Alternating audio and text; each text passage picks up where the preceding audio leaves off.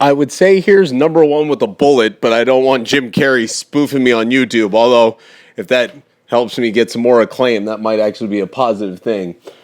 But my number one thing, and something that I think is not really arguable, but we'll see, the difference between LeBron James and the second best player, Kevin Durant, I don't think that's really arguable, is as great as the differentiation between the best player and the second best player in the NBA has ever been.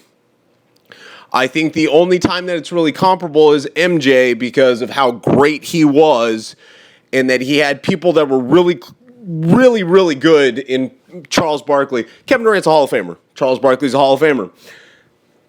The difference between Michael Jordan and Charles Barkley was significant. The difference between Michael Jordan and Karl Malone was significant. I don't think that people view it that way between LeBron James and Kevin Durant, but I think it's definitely there, and for those paying attention, it's very, very clearly there. Kevin Durant did something this year that people I don't even think noticed.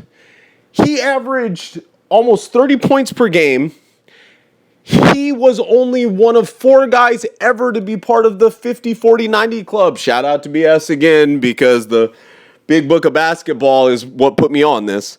But he shot 50% from the field, 40% from the three, 90% from the free throw line. That's what Kevin Durant did. The only other guys to do that are Dirk Nowitzki, Steve Nash, Larry Bird. All MVPs. Kevin Durant didn't even get a vote. LeBron James would have been unanimous if this guy hadn't sent in his vote early. And I'm not going to murder him for voting Carmelo Anthony. I get it. I get what he was doing. It's the same argument I've made a very long time ago about most valuable against best.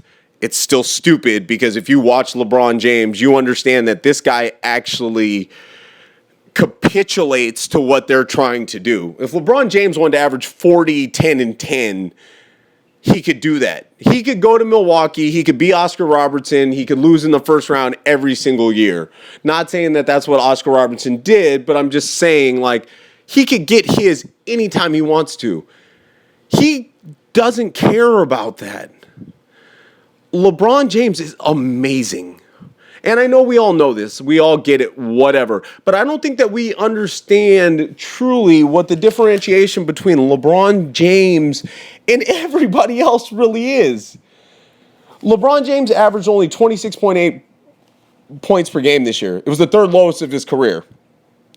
7.3 assists and 8.0 rebounds, which means anytime he steps on the floor, he's a walking triple-double. But we already knew that about him. 1.7 steals. He shot 56.5% from the field. Who does that? Big men wish they could shoot that. I was talking about Marc Gasol. Gasol only shot 49%, and he's getting closer shots. LeBron James is amazing. I'm sorry, and I know this is going to really upset a lot of people. I don't even care going forward. He's the second best player in NBA history. If you really pay attention to what he does and what he could do if he wanted to, he's ridiculous. And Kevin Durant is probably going to end up one of the top 10 players in NBA history, and he couldn't get an MVP vote. MJ lost to Charles Barkley, and now that was a travesty. It was bullshit. People were just, pardon my French, people were just tired of Jordan winning the MVP, and I get that. I understand that. But Barkley's year was not even comparable to what Kevin Durant did this year, and Kevin Durant didn't even get a first-place vote. And I'm not saying, look, Michael Jordan's the best player to ever play the game. I'm not disputing that. I'm not silly enough to dispute that. When I look back at the numbers and I see how efficient he was, how great of a scorer he was, how dominantly defensively he was, it's impressive. But LeBron James is the only guy that we've seen. We had to hear about Vince Carter or Kobe Bryant. He's the only guy that we've seen since Jordan that even gets to sit at the table. And what he does defensively is really, really underrated. And when I say underrated, that seems like BS because he was first team all defense. He was second in all in the defensive player of the year voting in like 2009. I get that. But when he wants to lock somebody down, he locks you down. And the thing that's impressive about him and the thing that's awesome about him is we haven't seen another scorer who can defend the way that he does since Jordan. And especially the way his help side defense is crazy. He competes. And that's the thing that I think is so underrated about him. People were so silly. I think that they were just expecting him to average 30, 10, and 10. The way people chastised him for so long because he was taking these horrible Cleveland teams to like the Eastern Conference and NBA Finals, but he wasn't winning a championship. Those teams were horrible. They were awful. And that's only going to cater into part of my discussion here. But like LeBron James, this wasn't even necessarily his best statistical category, but everybody that watches him understands what he's doing. They know that if he wanted 40, he could get 40, but he doesn't. He wants Shane Battier to average 12. He wants Ryan Anderson to get 2 lob dunks. He makes so many other players better. And I don't mean this to trash Kevin Durant, because I think Kevin Durant is ridiculous. I think by the time it's done, Kevin Durant is probably going to be... I don't include Bird as a small forward. I kind of constitute him as a power forward, which is tough because he's the same tweener that Tim Duncan is. Kevin Durant's probably going to be the second best small forward to ever play the game behind LeBron James. I don't know that I can name anybody else that I feel comfortable putting ahead of those guys, and obviously I'm projecting, but Kevin Durant's really good, and he keeps getting better. He keeps working at it, and the season that he had is absolutely absurd, and nobody even paid attention. And if that doesn't tell you something about what LeBron James has been doing, is doing, will continue doing, I don't know what does. But what makes it better from this argument standpoint is if you actually talk about what happened to Kevin Durant in the playoffs. And I know it's a little unfair. I know he's playing without Russell Westbrook, and I know he put up great numbers. He averaged 30.8 points per game, 9 rebounds per game, 6.3 assists per game, 1.3 steals, and 1.1 blocks. That is very, very noteworthy. But I would argue that the team that Kevin Durant rolled out without Russell Westbrook was far superior to the team that LeBron James had to deal with when he made the finals. Kevin Durant had Kevin Martin averaging 14 points per game in the playoffs. He had Reggie Jackson averaging just under 14 points, 13.9, with 3.6 assists and 4.9 rebounds. And he had Serge Ibaka, who... Look, they obviously overvalued Serge Ibaka, but I do think that Serge Ibaka has the potential to be like that Horace Grant-esque player. They just paid him like he was a little bit more than he was, but he's a nice piece. He put up almost 13 points per game, 12.8, 8.4 rebounds, and 3 blocks at your power forward position. That's what Kevin Durant was dealing with when he had to play Memphis.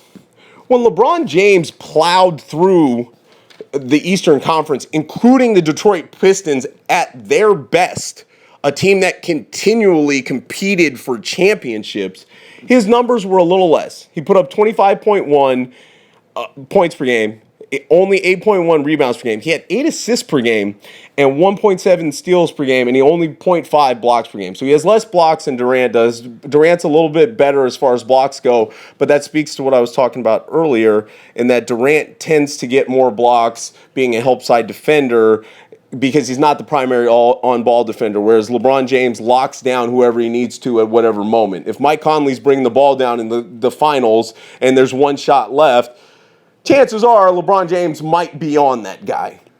Kevin Durant's not. But let's talk about what LeBron James had from a team standpoint. Shannon Brown, Boobie Gibson, who did get hot. I'll give him credit. He got hot. But Boobie Gibson, who I'm not even sure is still in the league, his second best player was either Drew Gooden or Zydrunas Ilgauskas. Zydrunas Ilgauskas made Roy Hibbert look fleet of foot, especially because he also was dealing with the Joakim Noah plantar fasciitis. Now, he did put up 12.6 points per game and 9.7 rebounds per game, which was cute. It was nice. But when I'm rolling out with LeBron James, Drew Gooden, Larry Hughes, Zydrunas Ilgauskas, and Shannon Brown as my starting lineup, I'm really hoping that LeBron James did exactly what he did in those playoffs. And this is what I speak to. I know Kevin Durant was gassed. I know that he was up against formidable odds, but LeBron James against the Pistons scored 29 of the last 30 points in the game. It was one of those moments where I was sitting with my ex-girlfriend and I was like, don't speak to me, I'm watching history, and I knew it. I text Joe and I said, this is amazing. You just knew that he was encapsulating something that people don't do. It was inhuman. And the fact that post that, people continued to kind of chastise him for not being a big game performer. What he did is, it's inhuman. It's not, people don't do that. Everybody knew who was getting the ball every time down. He brought the ball down, the Pistons double teamed him, and he'd shoot a three. He'd get to the basket. Kevin Durant was against those same odds. And I don't think it was lesser odds. I think everybody knew exactly what was going to have to happen for the Thunder to progress, and Kevin Durant didn't do that. In his elimination game, he went 5 of 21 from the field. He did put up 21 points. He had 8 rebounds and 6 assists, but that's what he did. Now, in all fairness to Kevin Durant, let's talk about what LeBron did in the series where everybody killed him, and that was the Celtics series, where he just got absolutely murdered for supposedly not performing. And he definitely, you could tell he wasn't into it, and his spirits were down and all that. But in the elimination game, he had 40, oh, excuse me, no,